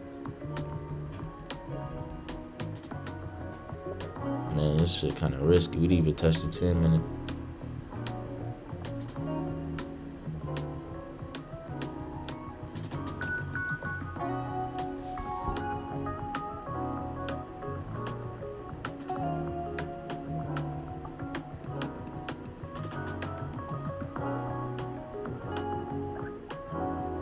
I mean, it's plausible to move my stop up, and because I was going based off a thesis that the 45-minute would break, and if it don't break, then my thesis is wrong. This is a downtrend reversal, so it makes sense to move my stop up. It's not like I don't know what's preventing price to move up. I mean, it's a whole supply zone right there. Trade it into it, and if it can't break, then my thesis is wrong. It's that simple.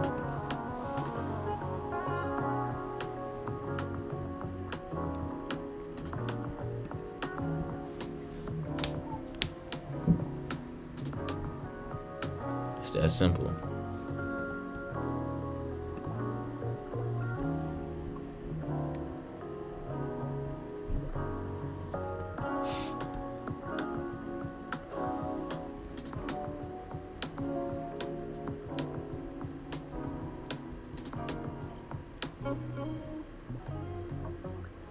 Yeah, this 45-minute holding, boy.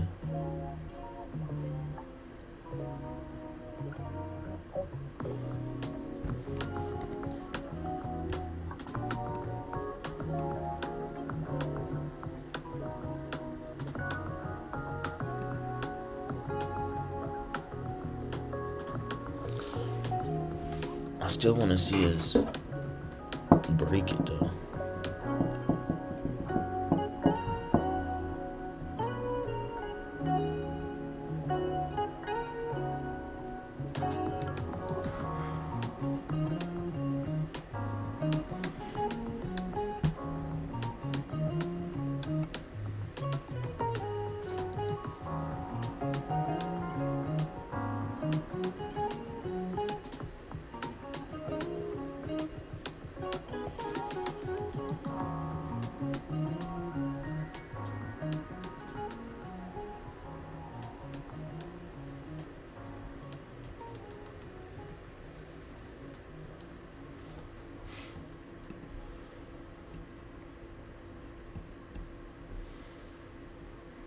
That was my retracement right there. We double tapped. No structure. Ooh, there's not that much structure going on here. Probably would have did this right here. Came back up, tested, held it. Really want to see what this 1 hour do. See if we can get down to this 1 hour and hold it. I don't think we would cycle back down though. Honestly.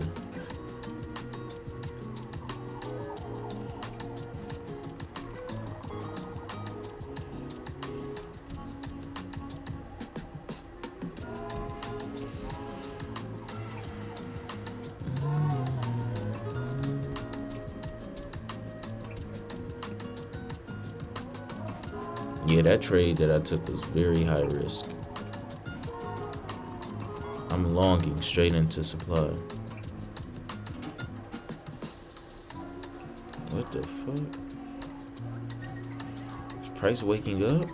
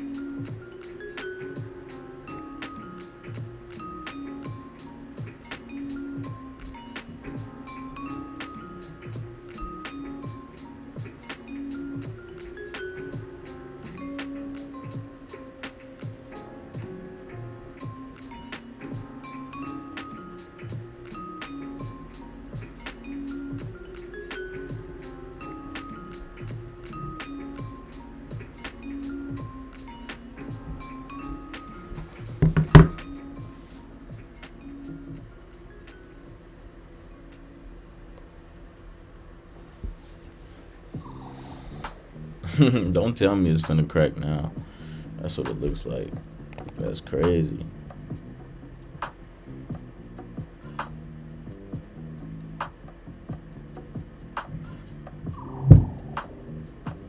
Wow.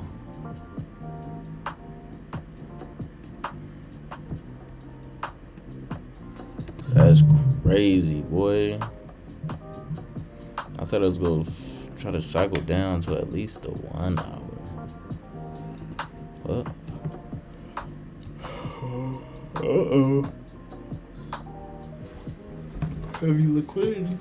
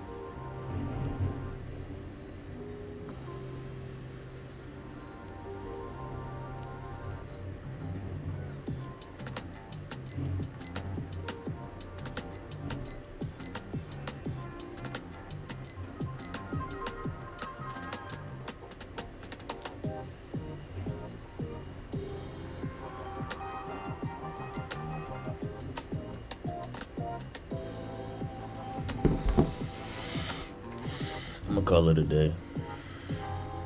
Your discipline is so whack, Kobe. You relapsing again, man.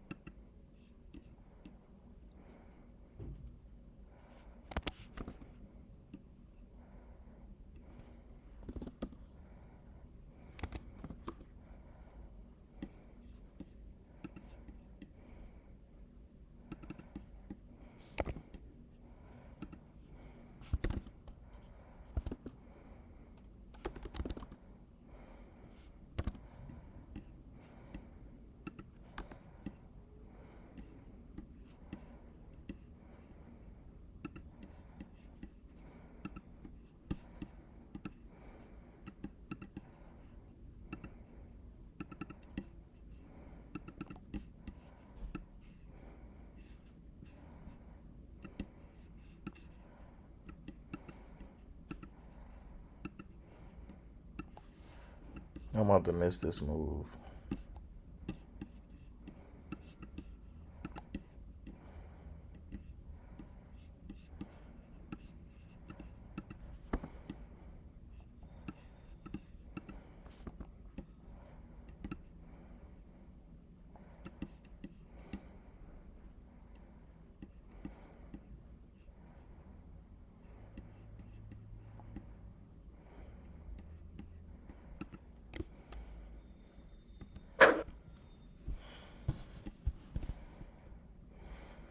I'm targeting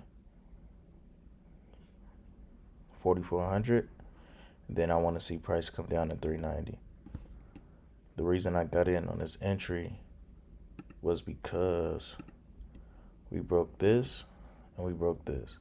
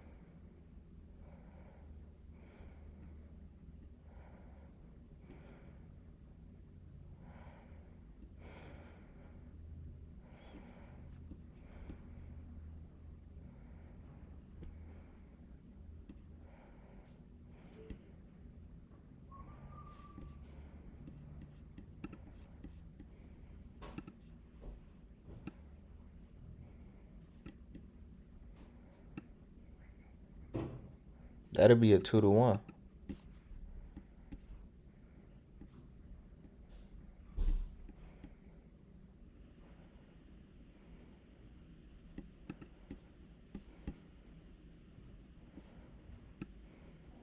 Sellers stacked up on the bid. I want to see some continuation down here.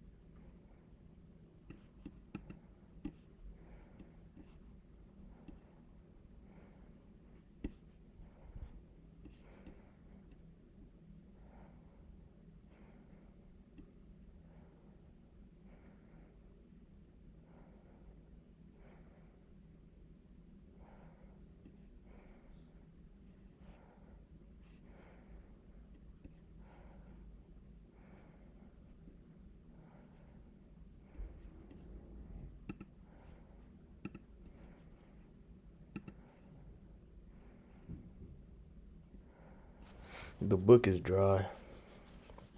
Heavy con on this trade. Not as much VVM that I would like to see, but I mean, the structure is good.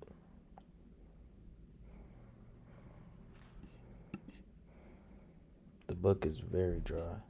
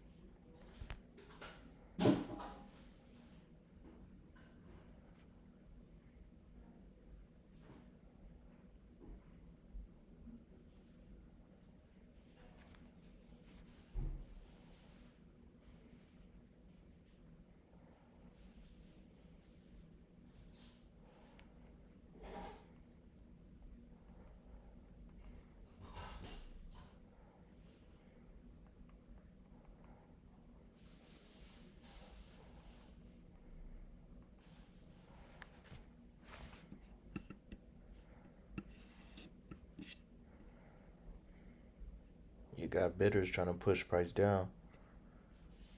Let's see if they could succeed. That's a green flag right there. Another green flag. See if we can get some continuation to the downside. Targeting the lows. I'm targeting the lows. If we get some strong momentum and some very clear continuation signs on the chart and on the book, that price does not want to slow down at 4,400, then I'm targeting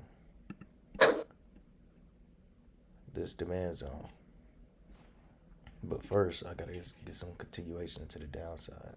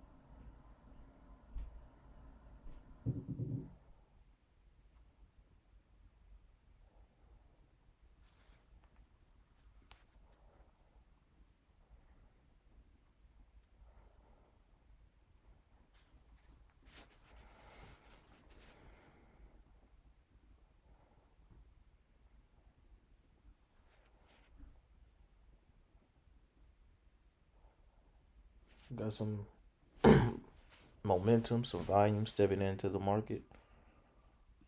Let's see if we can get some continuation here towards these lows for a potential break of 44.40, 4400 rather.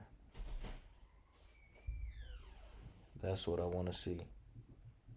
I want to see a break of 407.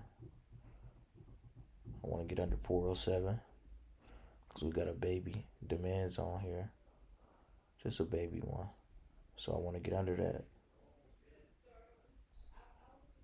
I want to get out of that candle closing right there.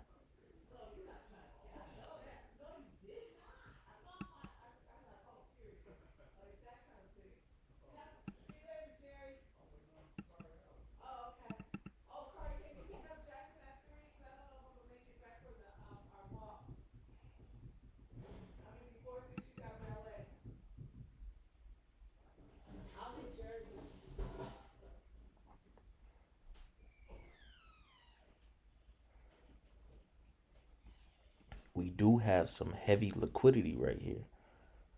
Some heavy liquidity. Bidders stepping off rather. We got bidders stepping off the bid. I gotta work on my vocabulary.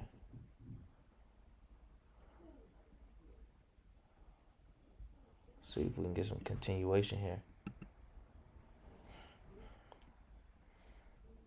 It's looking good. I want to see what price does at this liquidity. More bidders stepping off.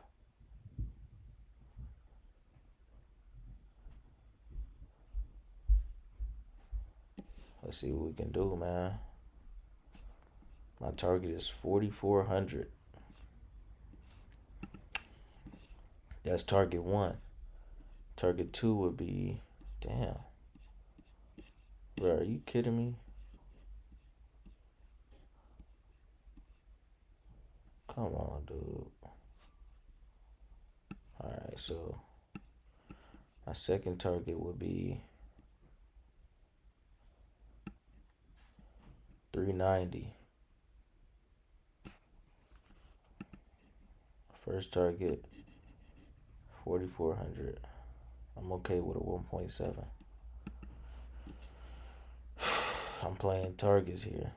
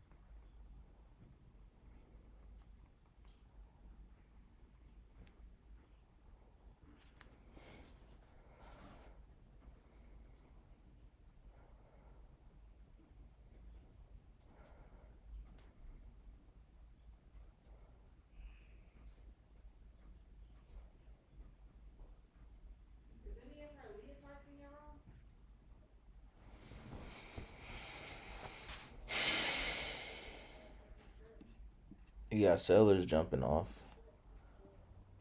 Could this be some type of reversal going on? Some type of momentum switch?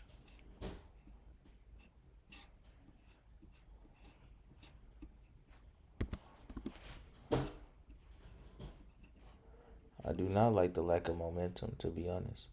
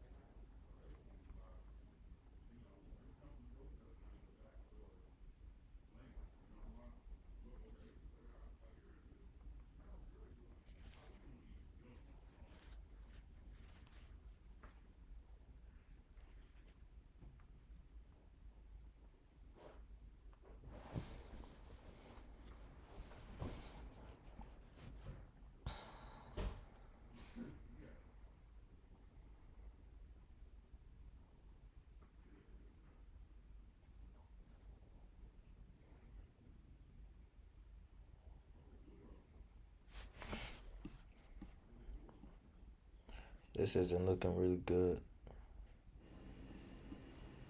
to be honest.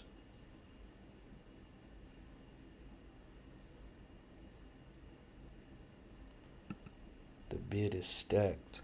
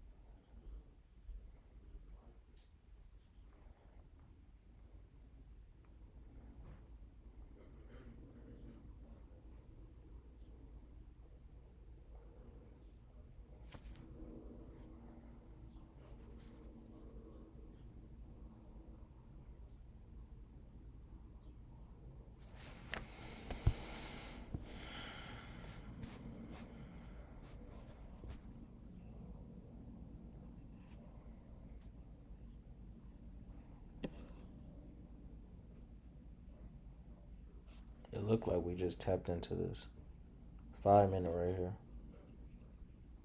Let's see if we get some continuation on down. The structure is phenomenal. My thing is, we are next to lows. Right, there are lows down here due to 4,400. So if we can crack these lows, that'd be great.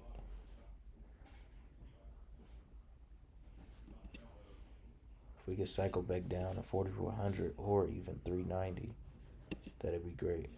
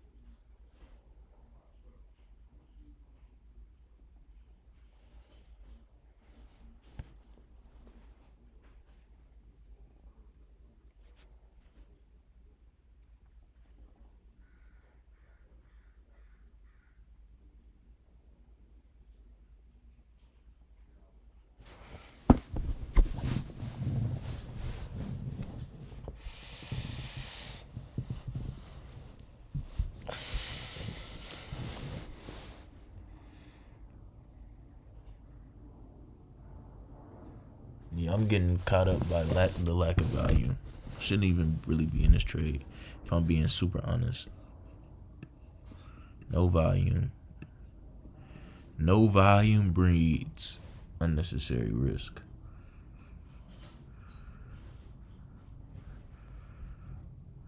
Unnecessary risk, bro.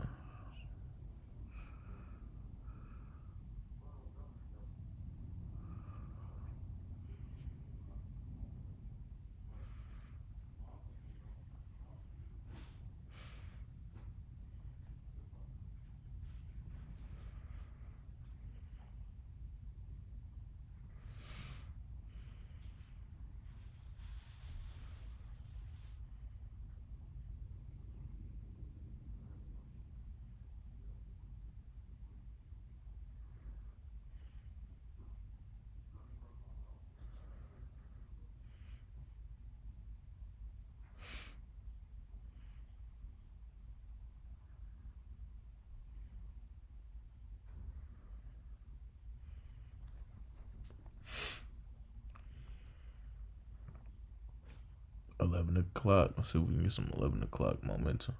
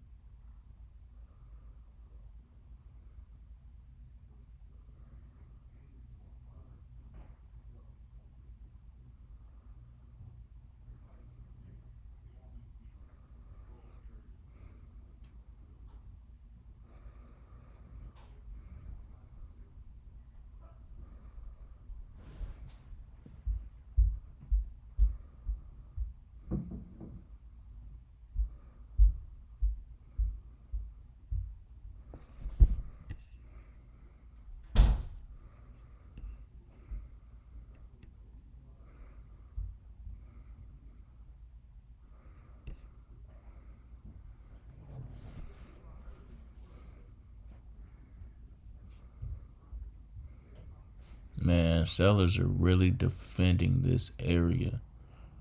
That was like a whole battle. Let's see if we can pull through, man. Let's see them pull through, man. They did a good job right there. A really good job. Let's get some continuation to the downside.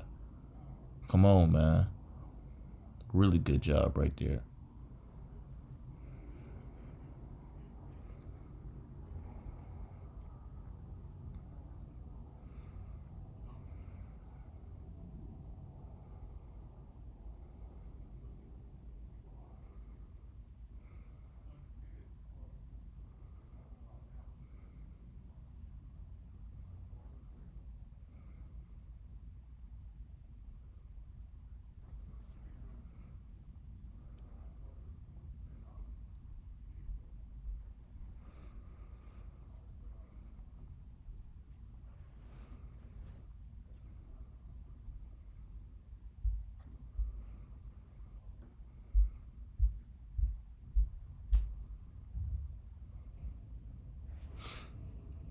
And these moments of low volume, I gotta stay away from.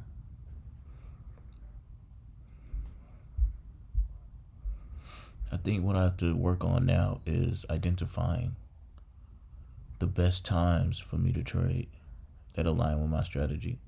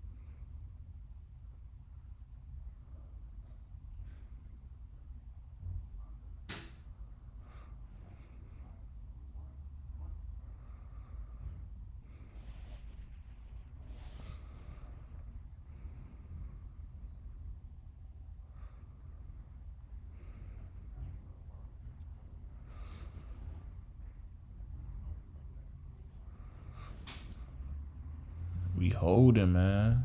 Defend him.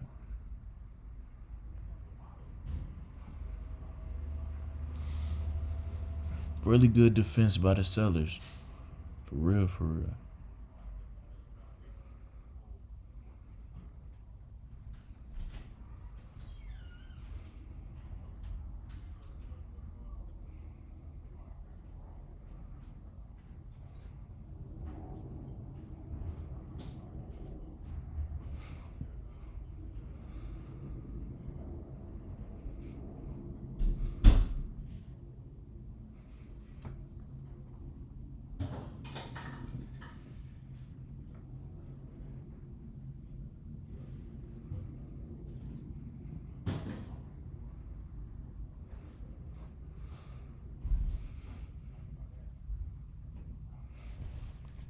Sellers can't follow through though. It's a red flag.